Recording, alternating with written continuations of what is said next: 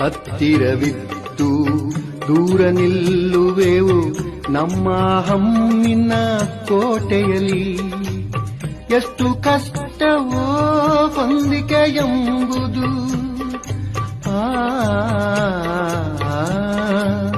ಎಷ್ಟು ಕಷ್ಟವೋ ಹೊಂದಿಕೆ ಎಂಬುದು 4 ದಿನದ ಈ ಬದುಕಿನಲ್ಲಿ, 4 ದಿನದ ಈ ಬದುಕಿನಲ್ಲಿ. ಹತ್ತಿರವಿದ್ದು ದೂರ ನಿಲ್ಲುವೆವು ನಮ್ಮ ಹಮ್ಮಿನ ಕೋಟೆಯಲ್ಲಿ. ಎಷ್ಟು ಕಷ್ಟವೋ ಹೊಂದಿಕೆ ಎಂಬುದು,